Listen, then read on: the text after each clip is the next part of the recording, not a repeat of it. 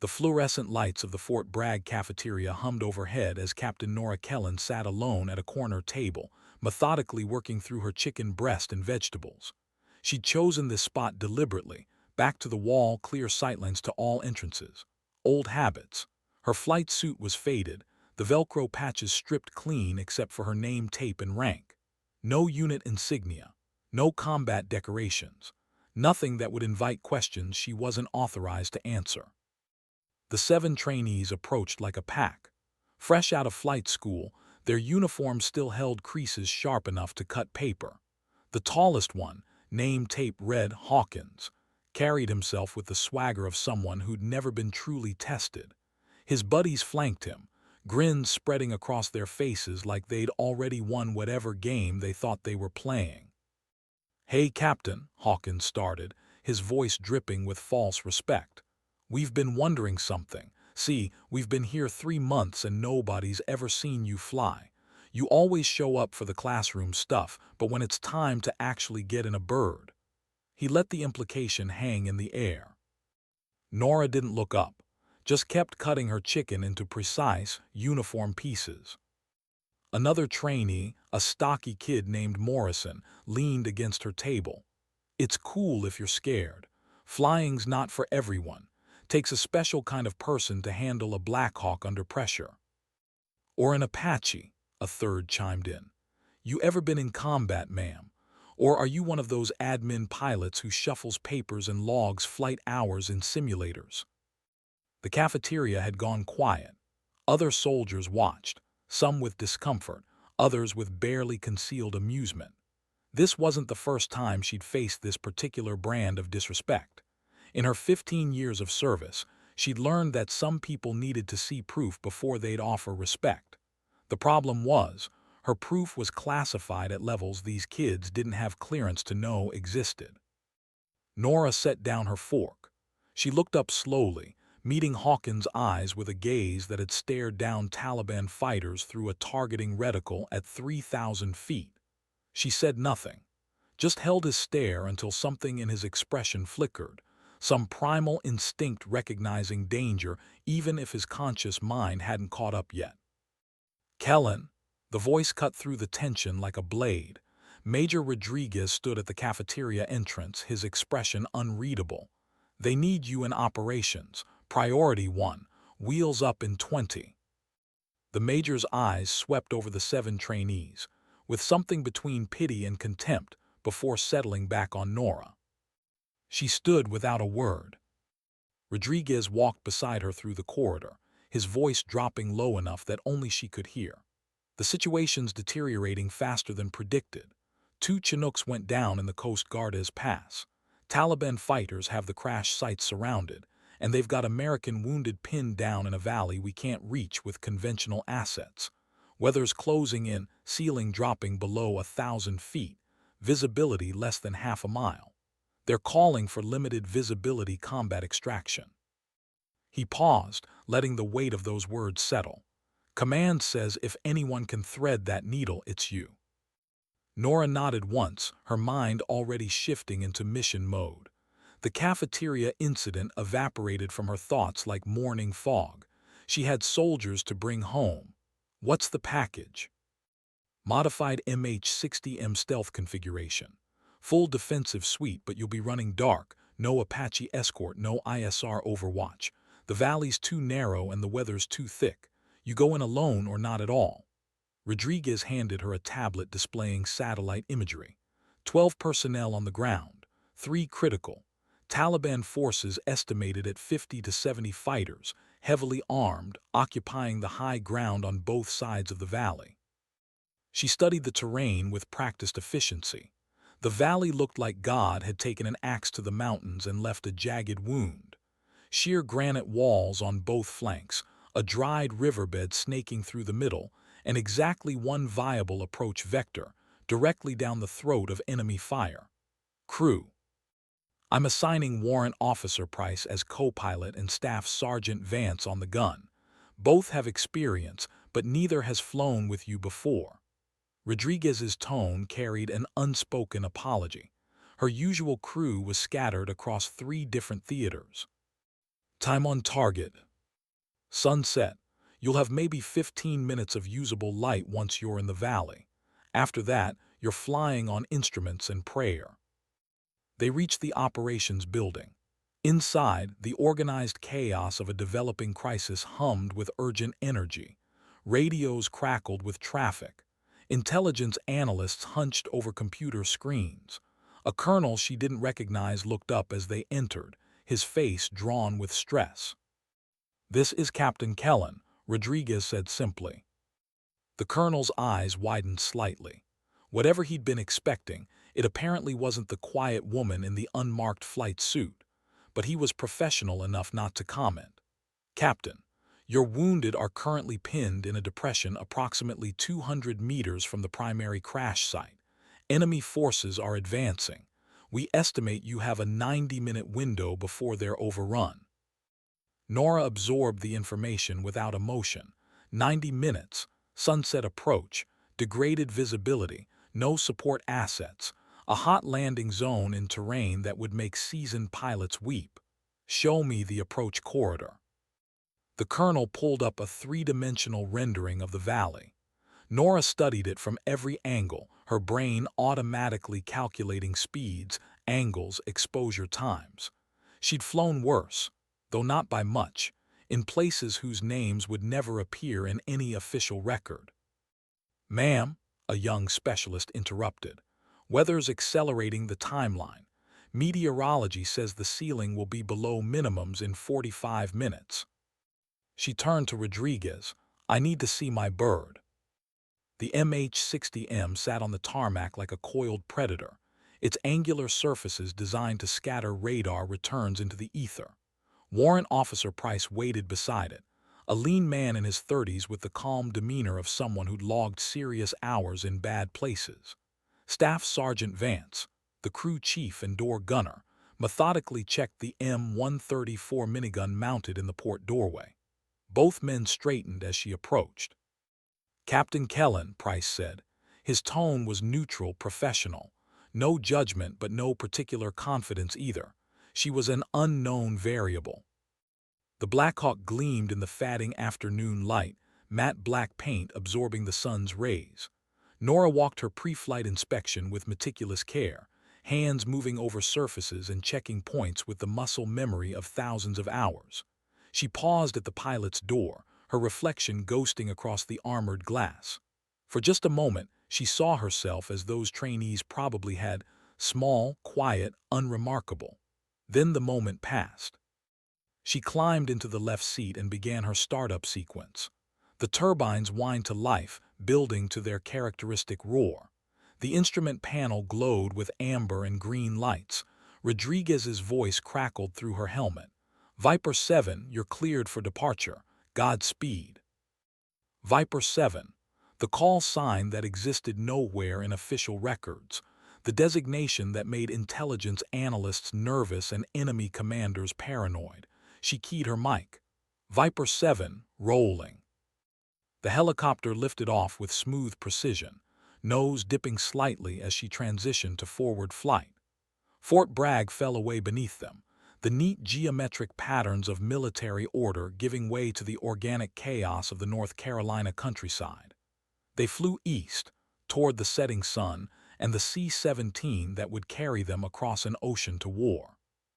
Price handled the radio communications while Nora flew, his hands occasionally hovering near the controls with the readiness of a good co-pilot who knows when to trust his pilot and when to be ready to take over. They hadn't spoken much beyond the necessary crew coordination.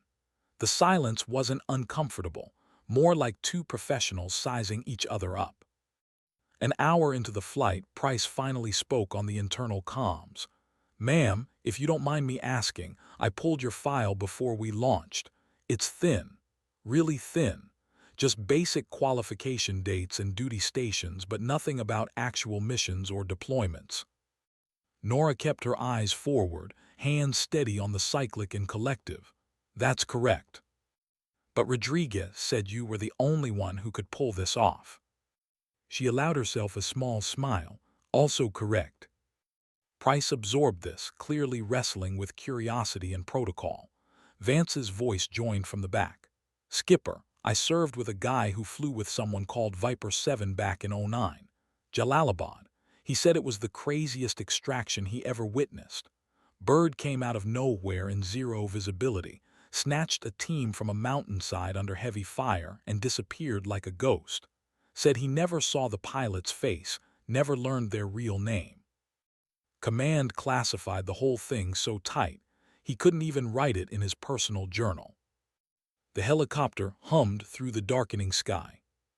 "That was a long time ago," Nora said quietly. Both men were silent then, putting pieces together. The unmarked flight suit, the priority clearances, the locked personnel file, the fact that their aircraft commander was being inserted into an impossible mission with less briefing than a routine training flight. The C-17 waited at Pope Army Airfield, its massive cargo ramp lowered like a whale's mouth. Nora guided the Black Hawk into the aircraft's belly with practiced ease, settling onto the cargo floor tie-down points. Ground crews immediately swarmed to secure the helicopter. Within minutes, the ramp closed and the Globemaster thundered down the runway, carrying them toward the Hindu Kush. Somewhere over the Atlantic, Nora closed her eyes. Not sleeping, she rarely truly slept, but entering a state of calm readiness. She thought about the 12 soldiers waiting in that valley, thought about their families who had no idea their loved ones were hours from death or rescue, thought about the weight of being someone's last hope. She thought briefly about the 7 trainees in the cafeteria. They'd looked at her and seen only what they expected to see. In a few hours, they'd probably hear rumors, whispers about the unmarked pilot who flew into hell and brought people back. They wouldn't know it was her. That was fine. She'd stopped needing recognition years ago. Around the same time, she'd accepted that her best work would never earn medals or headlines. It would earn something better: lives saved, soldiers returned home, families kept whole. The C-17's engines changed pitch. They were beginning their descent. Bagram Airfield materialized beneath them in the purple twilight, a fortress of light against the dark mountains. The Globemaster touched down hard, reverse thrust, and taxied to a remote corner of the field where fewer questions were asked. Nora ran through her pre-flight checks again, while the Black Hawk was de-rigged and rolled out onto the tarmac. Ground crew topped off her fuel tanks, while intelligence specialists provided updated imagery on ruggedized tablets. The situation had worsened. Taliban fighters had advanced to within 100 meters of the American position. The wounded were running low on ammunition and morphine. One soldier had already succumbed to his injuries. The rescue window had collapsed to less than 30 minutes of viable extraction time. "Ma'am," an intelligence captain said, his voice tight with stress, "we've been running simulations. The valley approach gives you 18 seconds of exposure to concentrated fire from both ridgelines. That's 18 seconds of every fighter with a weapon trying to shoot you down. The survivability estimates." "I don't need the estimates," Nora cut him off gently. "I need the wind conditions and the exact coordinates of the friendlies." He provided them without further comment. Price and Vance returned from their own briefings. Both looked grim. They'd been shown the same data, the same impossible geometry. Price caught Nora's eye. "This is a one-way ticket if anything goes wrong." "Then we don't let anything go wrong." She pulled on her helmet, adjusting the night vision mount. "Let's go get our people." The rotors began turning again, beating the thin mountain air. Nora pulled pitch, and the Black Hawk lifted into the Afghan night. They flew blacked out, no external lights, just the faint glow of instrument panels and the ghostly green of night vision. Below them, the mountains rose like teeth, jagged and merciless. The passes between peaks channeled wind into unpredictable currents that buffeted the helicopter. Nora compensated automatically, her hands making constant tiny adjustments that Price couldn't even see but felt through the airframe. "Viper 7, this is Chaos 2-6, a voice crackled over the radio. "American forces on the ground. We're in contact. Enemy forces advancing from the north. We need immediate extract." Chaos 26, Viper 7, 2 minutes out. Mark your position with IR strobe. Roger, strobing now. A pause. Be advised, you're going to be coming into a hornet's nest down here. Understood, keep your heads down. We're coming fast and loud. She throttled up, pushing the Black Hawk to the edge of its performance envelope. The valley appeared ahead, a black gash between the mountains. Tracer fire flickered like malevolent fireflies. The Taliban knew the Americans were trapped and were pressing their advantage. Nora keyed the internal comms. Vance, your weapons free on anything outside our landing zone. Price, I need you on power management and obstacle clearance. This is going to get sporty. Copy, both men responded. She nosed the helicopter down into the valley. The descent felt like falling into hell. The granite walls rose on either side, so close she could see individual rocks and scraggly vegetation in her night vision. Wind sheared across the valley floor, creating vortices that grabbed at the rotor blades. And then the shooting started. Muzzle flashes erupted from both ridgelines. Green tracers, Taliban using Russian ammunition, arced toward them in streams. The rounds looked lazy, almost beautiful, until they snapped past with sounds like tearing canvas. Something pinged off the armored undercarriage. Vance opened up with the minigun. The weapon's roar filled the cabin, 6,000 rounds per minute pouring into the enemy positions. Brass casings cascaded onto the floor in a golden waterfall, taking fire from the eastern ridgeline. Price called out obstacles. 30-foot rock outcrop 2 o'clock, boulder field at 12. Nora jinked the helicopter left, then right, making them a harder target while maintaining her approach vector. A rocket-propelled grenade streaked past the nose, so close its exhaust trail fogged her windscreen. She didn't flinch. Couldn't afford to. The IR strobe pulsed ahead, marking the American position in a dried streambed. Chaos 26, visual on your strobe, 30 seconds. Roger, we've got 3 litter patients and 9 ambulatory. We'll be loading fast and dirty. Understood, get ready. The landing zone was marginal at best, a small clear area surrounded by rocks and sparse vegetation. At sea level it would have been tight. At 8,000 feet in the dark under fire it was nearly impossible. Nora brought the Black Hawk into a high hover, then began her descent. Wind howled through the rotor wash, kicking up dust that whited out her night vision. She transitioned to instrument flying while simultaneously feeling the helicopter's position through years of experience. Every subtle shift in weight, every tremor through the airframe telling her story. The wheels kissed earth. On the ground, load your wounded. American soldiers materialized from the darkness, carrying and dragging their casualties.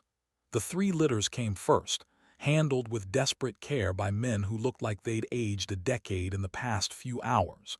Blood stained their uniforms. Dirt and cordite streaked their faces. But their hands were steady as they secured their brothers in the Black Hawk's cargo area. Vance had stopped firing to help with loading, but rounds still snapped overhead. A bullet struck the tail boom with a sound like a hammer on an anvil. Alarms began chirping in Nora's headset, damage warnings that she immediately evaluated and dismissed as non-critical. 6 loaded, 6 to go, Vance shouted. More soldiers poured into the helicopter. The aircraft grew heavy, settling deeper onto its landing gear. Nora watched her torque gauges climb toward the yellow arcs. They were approaching maximum gross weight in a high-altitude environment. Last man boarding, Price called. An explosion erupted 50 meters away. An RPG had impacted the rocks, showering the area with shrapnel. The helicopter shuddered. New alarms. A hydraulic pressure warning flickered amber. Everyone's loaded, Vance confirmed. Go, go, go. Nora pulled maximum power. The turbines screamed in protest. The Black Hawk clawed at the thin air, sluggish with its burden of men and equipment. She felt every pound of weight, every loss of efficiency from the bullet holes in her airframe. They rose 5 feet, 10 feet, 15.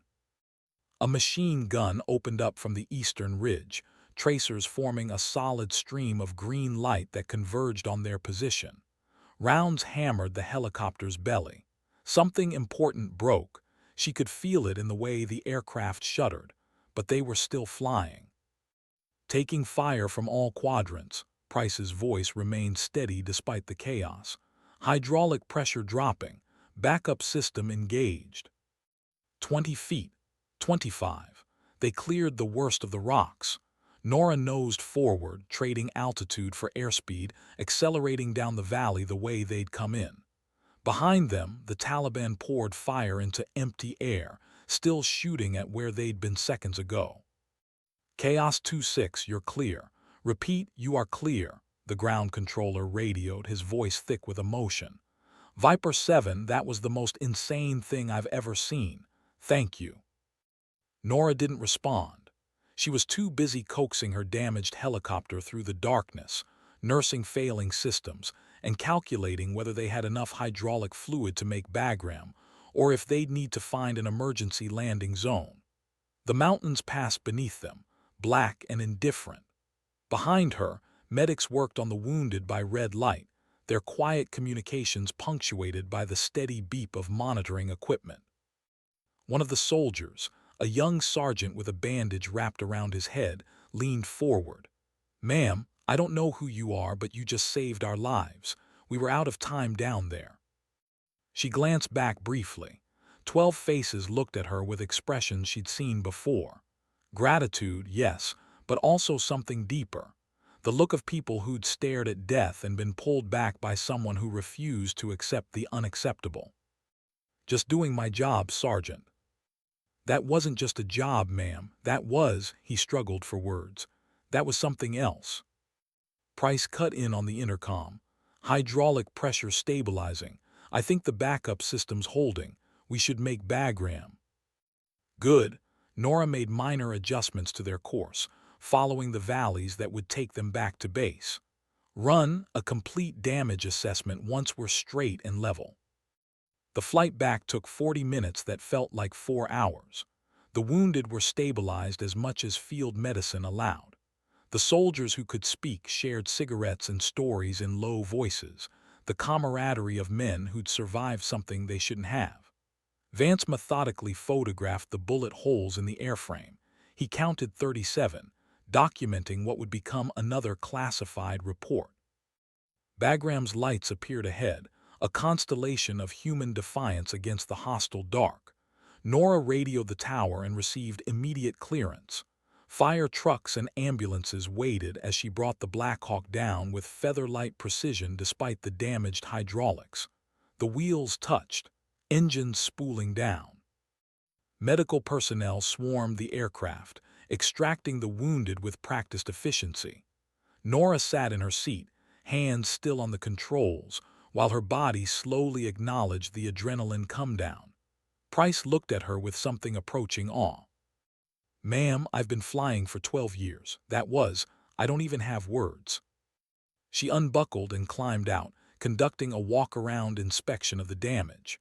The Black Hawk looked like it had been through a meat grinder. Bullet holes stitched patterns across the fuselage. The tail boom showed impact damage from the RPG fragmentation. One of the hydraulic lines had been held together by what appeared to be luck and willpower. A colonel approached, accompanied by Rodriguez, who'd somehow made it to Bagram ahead of them. "Captain Kellen, that was exceptional flying." "The helicopter did most of the work, sir." "The helicopter had you flying it." He gestured at the crowd of maintenance personnel and intelligence officers gathering to examine the shot-up bird. "This is going to make for interesting reading in the after-action report, though I suspect most of it will be redacted before anyone below my clearance level sees it." Rodriguez pulled her aside. "The 7 trainees from the cafeteria, they've been asking questions. Word got around that someone flew an impossible rescue mission tonight. They're starting to put pieces together." "Let them wonder. They want to apologize." Nora shrugged. "Not necessary, they didn't know. That was the whole point." A medic approached with a thermal blanket and a bottle of water.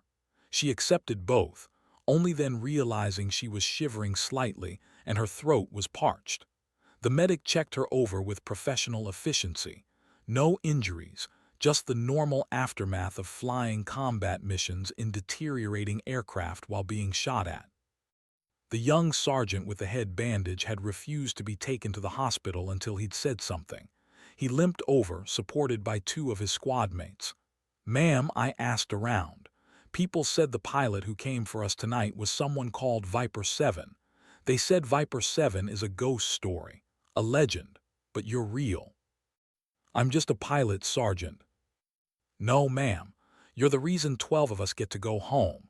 He straightened despite his injuries and saluted with parade ground precision. She returned it, then watched as they carried him away to medical care. The night deepened. Ground crews swarmed over the Black Hawk, beginning the process of repairs that would take days. Nora filed her mission reports, the unclassified version that would go in official records, and the other one, marked with classifications that would keep it buried for decades. By the time she finished, the sun was threatening the eastern horizon. Price found her in the operations center, staring at a cup of coffee she hadn't drunk. "Ma'am, I just wanted to say, flying with you tonight was an honor. I understand why you're Viper 7 now. The call sign isn't about me. It's about what needs to be done when there are no other options." "Maybe, but it takes someone special to do those things." He paused. "The crew and I were talking. If you ever need people you can trust, we're volunteering. Whatever it is you do, wherever they send you next." She looked at him, seeing sincerity and something else, recognition of shared purpose. "I'll remember that." The C-17 that would take them back to Bragg was being prepped. Nora walked out onto the tarmac as dawn broke over the mountains, painting the snow-capped peaks in shades of gold and pink. Somewhere in those mountains, Taliban fighters were regrouping, plotting their next moves. Somewhere in America, families were about to receive news that their soldiers were safe. And somewhere between those two realities, she existed, the quiet woman in the unmarked flight suit who made impossible things happen. She thought about the 7 trainees, wondered if they'd learned anything beyond "don't judge people by appearance." The real lesson, she thought, wasn't about her. It was about understanding that every person you meet might be carrying invisible weights, fighting invisible battles, bearing invisible scars. The cafeteria confrontation seemed trivial now, but it reflected something larger, the human tendency to assume, to categorize, to dismiss. Rodriguez joined her. "They're asking for you again. The Pentagon. Something's developing in Syria. American hostages, deteriorating situation, limited extraction window." "When?" "72 hours, maybe less." She nodded, already compartmentalizing. One mission ended, another beginning. This was the rhythm of her life, had been for 15 years. She'd given up normalcy, anonymity, the possibility of a life that didn't revolve around violence and rescue. But when she closed her eyes, she saw the faces of the people she'd saved. Hundreds of them now. Each one a universe preserved, a family kept whole, a future allowed to unfold. "I'll be ready." Back at Bragg 3 days later, Nora walked into the cafeteria for breakfast. The 7 trainees were there, clustered around a table, speaking in hushed tones. They looked up as she entered. Hawkins started to rise, his face flushed with something between shame and respect. She caught his eye and gave the slightest shake of her head. "Not here. Not necessary." She took her usual corner table, back to the wall, clear sightlines to all entrances. Her flight suit remained unmarked except for name and rank. No explanations, no revelations, just another pilot grabbing breakfast before another day of work. But something had shifted. The trainees watched her differently now. Word had spread through the informal networks that always existed in military communities, the rumors, the whispers, the stories that couldn't be confirmed but felt true. That quiet captain in the corner, she'd done something. Something that had people talking in careful voices with respect in their eyes. Hawkins approached alone, stopping a respectful distance from her table. Ma'am, I wanted to apologize for. It's forgotten, she interrupted. You didn't know, now you do. That's how learning works. Yes, ma'am, he hesitated. Can I ask you something? The missions you fly, the real ones, how do you handle knowing that everything depends on you? She considered the question seriously. You remember that it's not about you. It's about the people counting on you. The day it becomes about your ego or your reputation is the day you should quit, because you've lost sight of what matters. He absorbed that, nodded, and returned to his table. The other trainees looked at him expectantly, but he just shook his head. Some lessons couldn't be transmitted secondhand. Nora finished her breakfast and headed to the operations building. Her next mission brief was scheduled for 1400 hours. Syria, as Rodriguez had mentioned. American aid workers taken hostage by an extremist group held in a compound near the Turkish border. The usual impossibilities: limited intelligence, hostile territory, narrow extraction window, high probability of casualties. The usual requirements: someone willing to fly into hell and bring people back. She thought about the young sergeant's words. You're the reason 12 of us get to go home. Multiply that by every mission. Multiply that by 15 years. The number became staggering. She'd never counted, never allowed herself to tally up the rescued and saved like points in some game. But they existed, those people, living lives they might not have had. That weight was different from the weight of the dead. Soldiers she couldn't reach, crashes she couldn't prevent, missions that failed despite everything. She carried both. In her small quarters, Nora kept only essential items. No photographs, no mementos, nothing that could be used to identify or track her if someone with ill intentions found their way here. But she did keep one thing, hidden in a locked drawer: letters from families of the soldiers she'd saved. Dozens of them, sent through circuitous channels, never mentioning names or details but conveying gratitude in ways that made her eyes sting if she allowed herself to really read them. You brought my son home.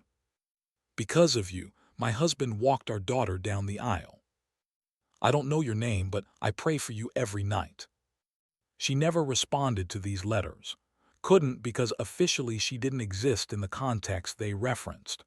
But she kept them, these small proofs that the invisible work mattered, that the sacrifices of normalcy, of recognition, of a life less complicated, had meaning. Her phone buzzed. Encrypted message from Rodriguez, brief MOVED up, 1200 hours. Situation ACCLERATING. The hostages in Syria were running out of time. Nora changed into a fresh flight suit, checked her go bag, always packed, always ready, and headed back to the operations center. The rhythm of it all felt like breathing now. Alert, brief, plan, execute, extract, return, repeat. The missions blurred together in some ways, but each one remained distinct in others. Different faces, different locations, different flavors of impossible. Same fundamental equation. American lives in danger, limited options. Someone needed to thread the needle. The operations center hummed with activity. Screens displayed satellite imagery of a compound in northern Syria. Intelligence analysts pointed at structures and explained enemy force dispositions. A CIA officer outlined what little they knew about the hostages' current condition. The mission commander, a full colonel, laid out the timeline. We have 18 hours before the hostage-takers execute the first American. After that, one every 6 hours. The compound is in territory controlled by a splinter group that makes ISIS look moderate. Negotiation isn't an option. Military assault would require assets we don't have in theater and would likely result in hostage casualties. That leaves us with limited options. He looked directly at Nora. Which is where you come in. Intelligence suggests there's a brief window, approximately 30 minutes, during evening prayers when guard presence at the compound drops significantly. If we can insert and extract during that window, we might pull this off. Might, the CIA officer interjected, is doing a lot of heavy lifting in that sentence. The approach requires flying through Syrian air defense coverage, avoiding Russian patrols, navigating terrain that makes Afghanistan look easy, and hopping our intelligence on the guard rotation is accurate. And if it's not accurate, Nora asked, then you'll be extracting hostages while taking fire from a well-armed force in a compound designed to prevent exactly what we're attempting. Nora studied the imagery. The compound sat in a valley surrounded by barren hills, one approach vector channelized by terrain, limited landing options. The nearest friendly forces were 40 miles away, too far to provide support if things went wrong. This had all the hallmarks of a suicide mission dressed up in operational planning. I'll need a crew I trust, Price and Vance from the Afghan mission. The colonel nodded. Already arranged. They volunteered before we even asked. Ground team. Delta operators. 8 of them. They'll handle the actual extraction while you hold the helicopter ready for immediate departure. She calculated the weights, the fuel requirements, the time windows. It's feasible. Barely. We'll be operating at the edge of the envelope the entire time. That's why we're asking you. The briefing continued for 2 hours, covering every contingency they could imagine and several they hoped wouldn't occur. Communications protocols, abort criteria, emergency rally points, medical considerations, rules of engagement. By the time they finished, Nora had committed the entire operational picture to memory. Price and Vance were waiting outside. Both looked tired but determined. They'd volunteered for this knowing the odds, knowing that this time they might not come back. You didn't have to volunteer, Nora said. Price shrugged. We flew with you once.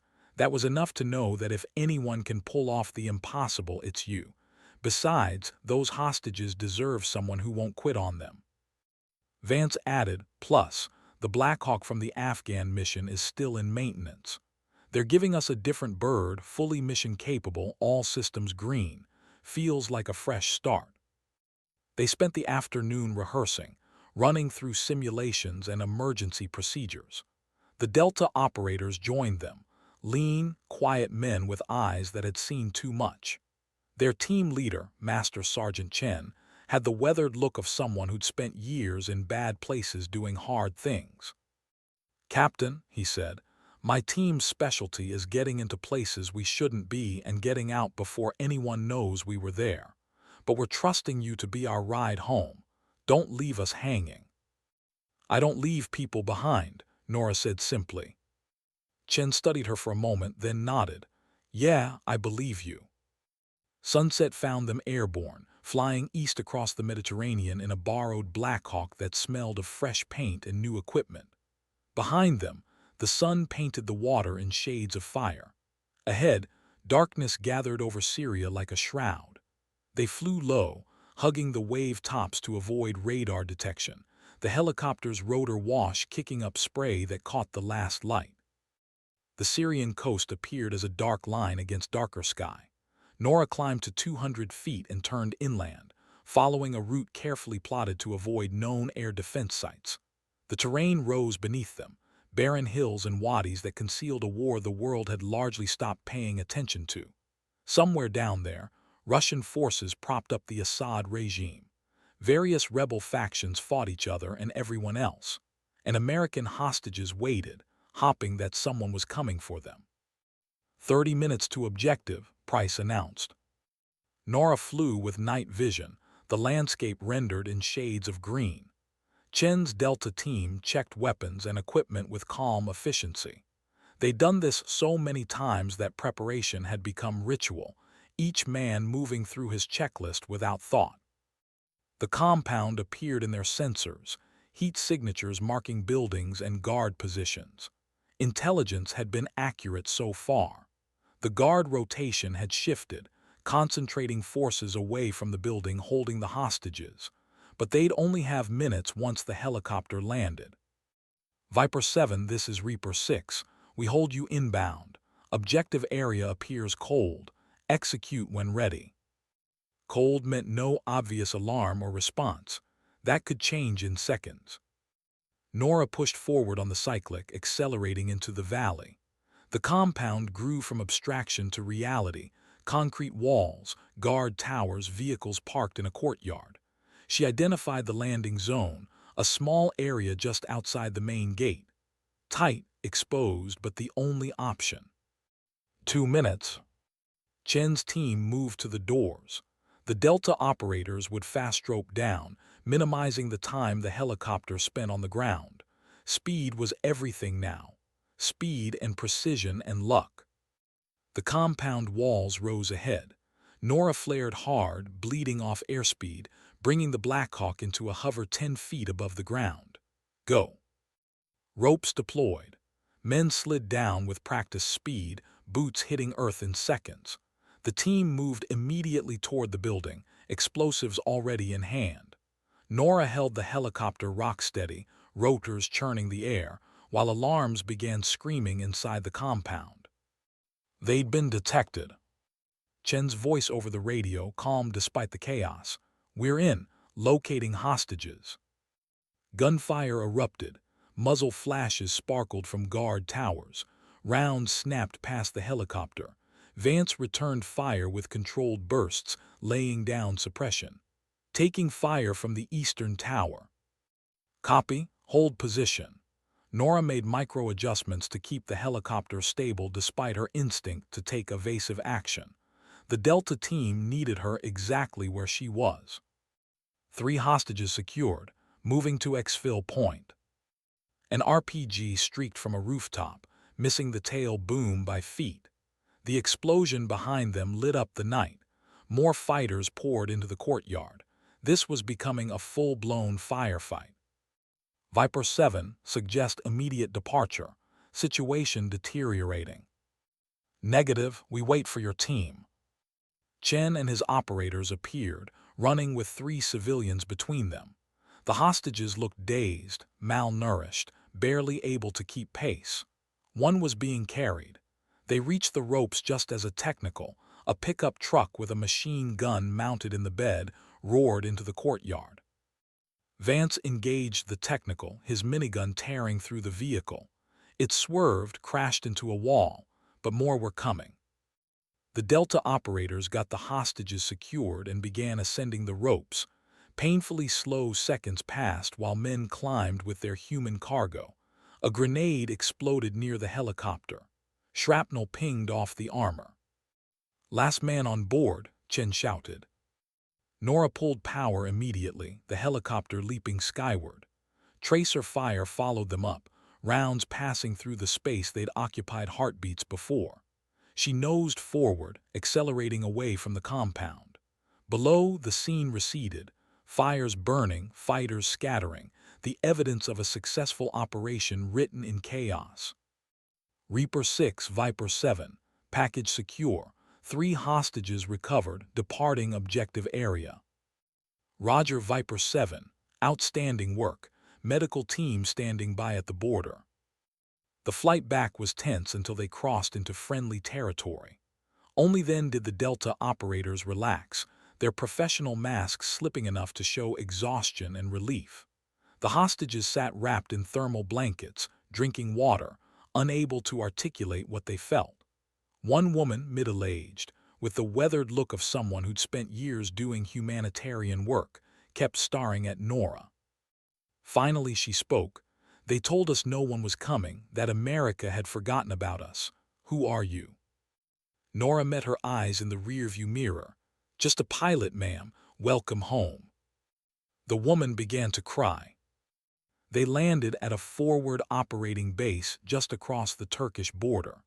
Medical personnel took charge of the hostages while intelligence officers prepared to debrief everyone. Chen approached Nora as she completed her post-flight checks. "Captain, that was textbook. You held that hover under fire like the helicopter was bolted to the ground. My teams worked with a lot of pilots. You're something different. Your team did the hard part." "Maybe, but we knew you'd be there when we came out. That's worth more than you know." He walked away to begin his debriefing. Price and Vance stayed with the helicopter, running a damage assessment. Minor hits, nothing serious. They'd been lucky. Nora found a quiet corner of the base and sat down, letting the adrenaline fade. Another mission. More lives saved. The math in her head clicked over. She'd now been directly responsible for saving 83 people. 83 souls who would see tomorrow because she'd been willing to fly into places where angels feared to tread. Rodriguez found her there an hour later. The Pentagon's calling it one of the most successful hostage rescue operations in a decade. The president will probably want to thank whoever was involved. The president can thank Chen and his team. They're the heroes. You know it doesn't work that way. Someone's going to want to pin medals on people. Not me. You know I can't be in those photographs. Rodriguez sighed. I know, it just seems wrong sometimes. All these years, all these missions, and officially you barely exist. That's exactly how it needs to be. She stood, dusting off her flight suit. When's the flight back to Bragg? Tomorrow morning. You've earned some rest. But rest was relative. That night in a borrowed rack at the fob, Nora lay awake staring at the ceiling, thinking about the 7 trainees, thinking about Hawkins asking how she handled the pressure. The truth was, she handled it by not thinking about it until afterward. In the moment, there was only the mission, the immediate calculations, the constant assessment of changing variables, the pure focus that came from having no room for doubt.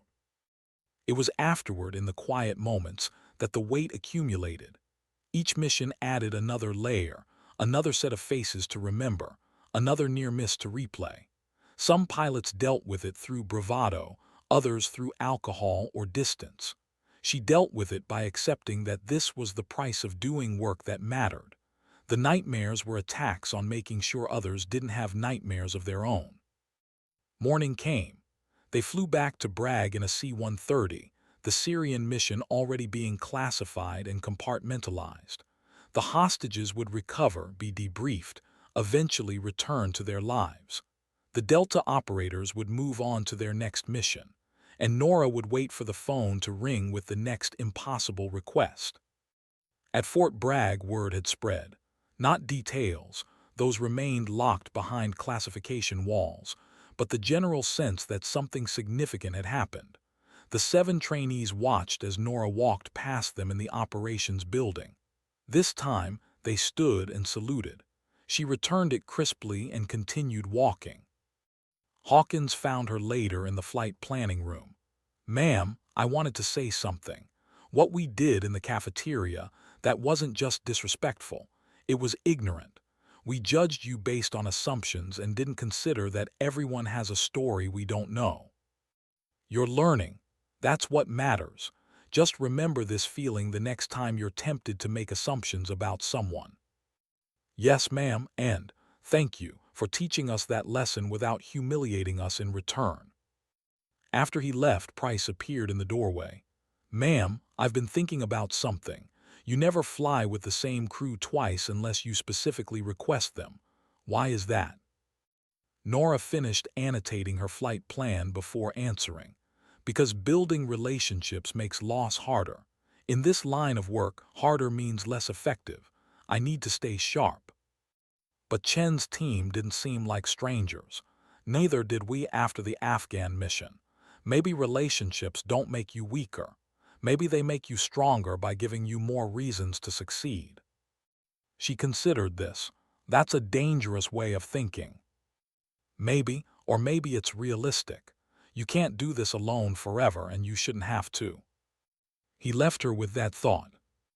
The weeks that followed fell into the familiar pattern: training, briefings, missions.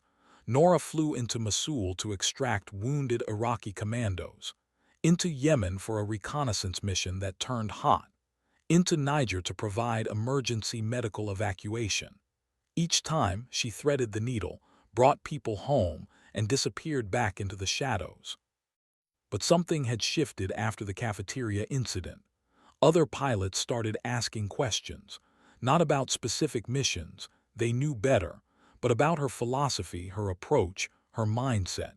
She found herself in the uncomfortable position of being sought out for advice. One afternoon, a young lieutenant named Rivera approached her in the hangar.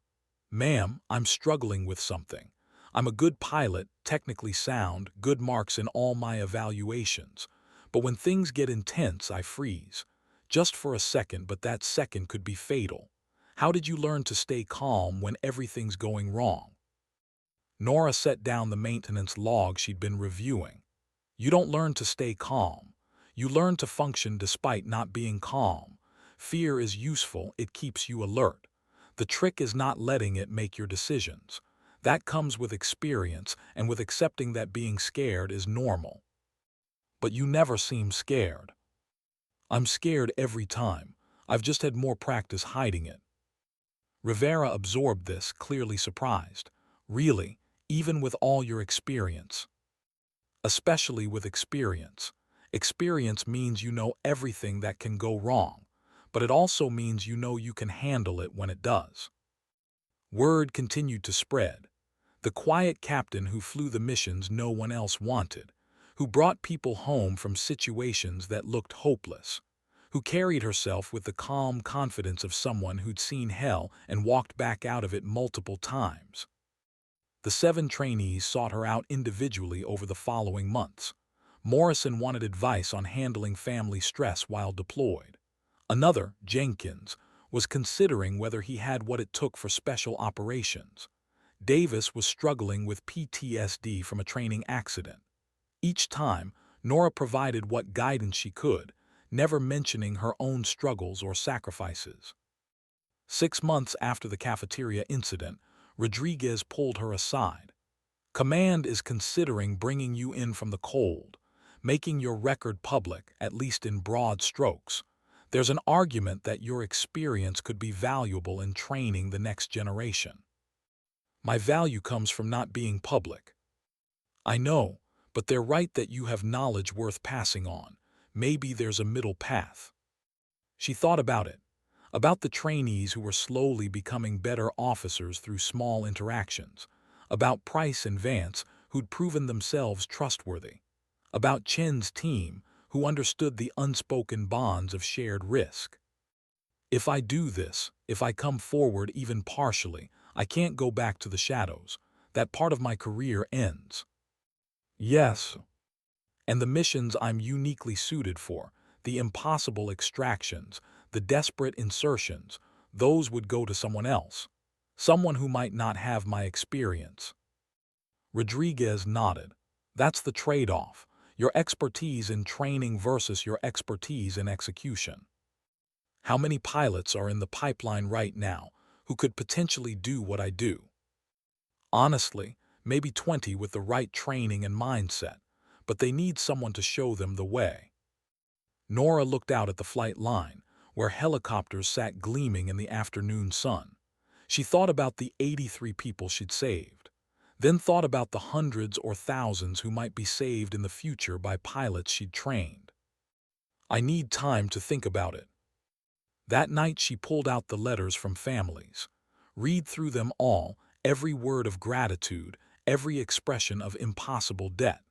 Thought about the young sergeant with the head bandage saying, "You're the reason 12 of us get to go home." But she also thought about Hawkins asking how she handled pressure, about Rivera learning that being scared was normal, about the subtle ways her few interactions had already planted seeds. In the morning she found Rodriguez. "I'll do it, but on my terms. I remain operational for emergency situations, the missions where there's literally no one else. The rest of the time I train others, and my classified missions stay classified. I'll present it to command." The decision was approved within 48 hours.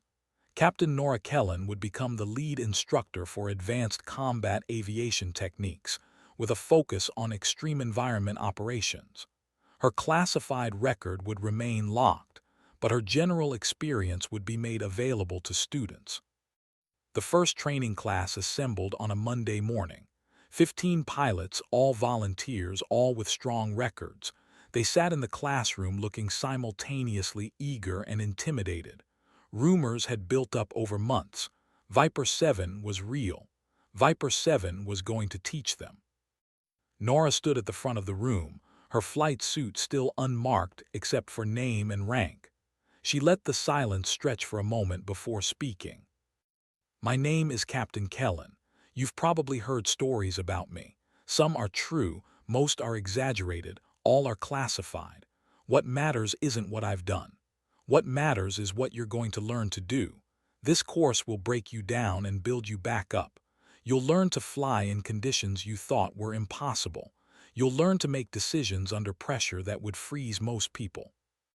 You'll learn that the difference between success and failure, between life and death, is often just determination not to quit when quitting seems rational." She pulled up imagery on the screen, a valley in Afghanistan, narrow and hostile. "This is where I almost died on my third deployment. I made mistakes.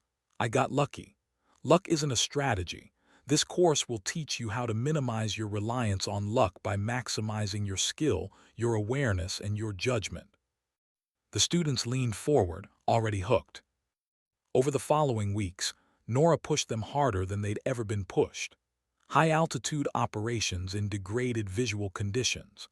Emergency procedures stacked on emergency procedures until they could handle failures without conscious thought. Tactical formations in hostile fire simulations. Through it all, she demonstrated rather than just instructed, flying alongside them, showing them what right looked like. Price and Vance joined as assistant instructors, bringing their own hard-won experience. Chen and his Delta team participated in joint exercises, teaching the pilots how ground forces thought and what they needed from aviation assets. The 7 trainees from the cafeteria watched from a distance, seeing the woman they'd once dismissed become the center of a transformation in how the Army approached elite aviation training. Hawkins, now preparing for his own advanced qualification, finally understood what he'd missed that day. Not just that they shouldn't judge people, but that competence and courage often came in unexpected packages. 6 months into her new role, an emergency call came. American embassy staff trapped in an African nation undergoing a violent coup. Military evacuation denied by the host government. Diplomatic solutions failing. A narrow window to extract personnel before they became hostages or worse. Command called, "Captain Kellen, we need Viper 7, one more time." She looked at her class, 15 pilots who still had so much to learn. Then she looked at Price and Vance. "Can you handle the training for a few days?" "Yes, ma'am," they said in unison. She turned back to the phone. "I'll be ready in 30 minutes." The mission was everything she'd trained for and everything she'd taught against. Hasty planning, limited intelligence, political constraints complicating military necessities. But American lives were at stake, and someone needed to thread the needle one more time. The flight across the Atlantic gave her time to reflect about the path that had led from that cafeteria confrontation to this moment, about the circular nature of proving yourself.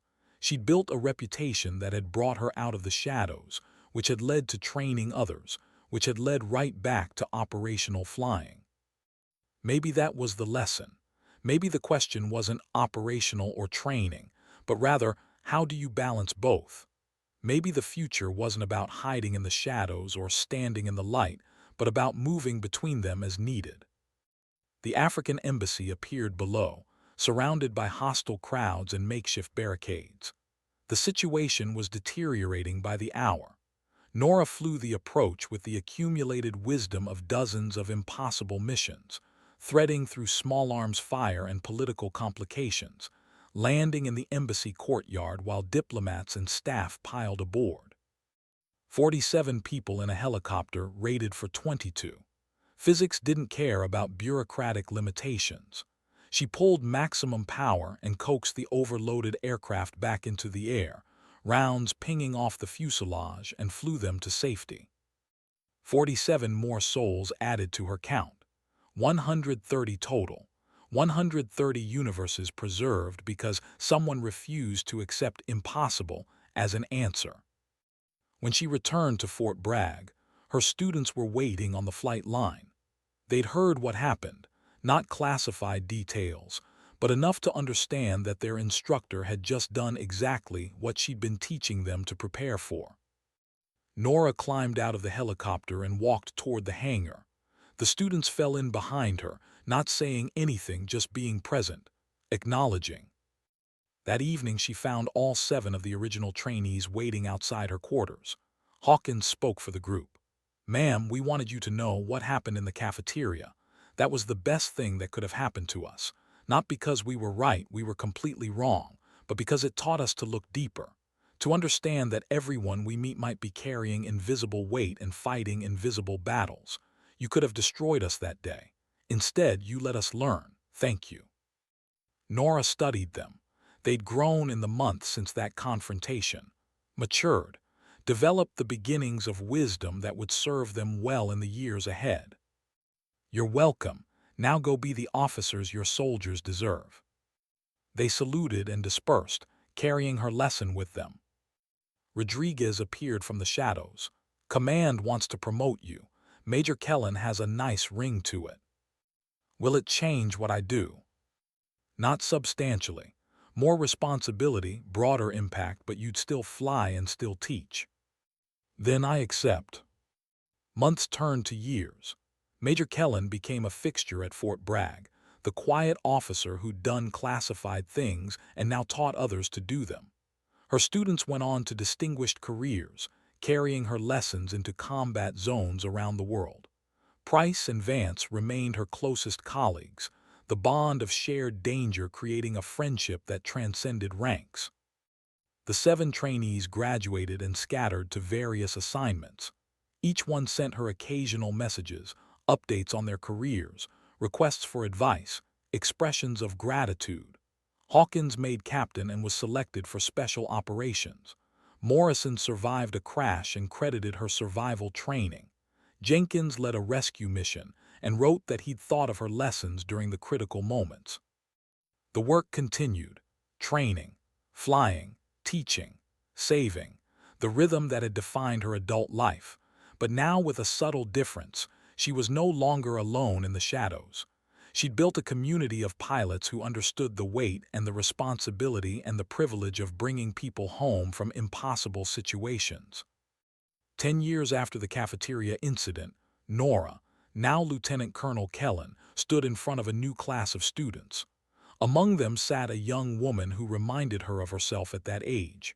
Quiet, focused, with eyes that suggested hidden depths. "My name is Lieutenant Colonel Kellen," she began, using the same words she'd used dozens of times before. "You've probably heard stories about me." But this time she added something new. "The most important lesson I can teach you isn't about flying. It's about recognizing that every person you meet, every colleague, every student, every person you pass in the cafeteria, might be fighting battles you can't see, might be carrying weight you can't imagine, might be capable of things you can't predict. The mark of a truly professional officer isn't technical skill, though that matters. It's the wisdom to look past surface assumptions and see the whole person." She paused, remembering 7 cocky trainees who'd learned that lesson the hard way. "Now let's talk about extreme environment flying."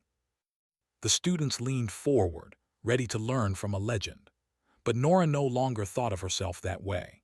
She was just a pilot who'd refused to quit, who'd learned to fly in the darkness, who discovered that the real victory wasn't in the missions themselves, but in passing on knowledge so that others could carry the weight when she no longer could. The sky outside the classroom windows was bright blue, infinite with possibility. Somewhere in that vast expanse, someone was in trouble. Someone needed rescue. And because of the work she'd done, the flying, the teaching, the subtle transformation of assumption into respect, there were now dozens of pilots ready to answer that call. The cafeteria confrontation had been a catalyst, but not for the reasons the trainees initially thought. It hadn't taught them that Nora was special. It had taught them that anyone might be special, that competence came in unexpected forms, that judgment should be earned rather than assumed. And in the end, that was the most important mission she'd ever flown. Not the impossible rescues or the death-defying extractions, but the quiet work of changing minds and opening eyes to the possibility that heroism looked different than expected. Major Kellen, legend, instructor, and perpetual guardian of those who needed someone willing to fly into hell, smiled slightly and began her lesson. Outside, helicopters waited on the flight line, ready for the next impossible thing. And somewhere in that classroom, the next generation of Viper 7s waited to be born, carrying forward a legacy that had started with one woman's refusal to be defined by other people's limitations. The story that began with 7 trainees confronting her in a cafeteria had become something larger, a testament to the power of looking past surfaces, of recognizing hidden strength, of understanding that the quietest person in the room might be the one who's seen the most and carries the heaviest burdens with the most grace. And that, more than any single mission, was worth remembering.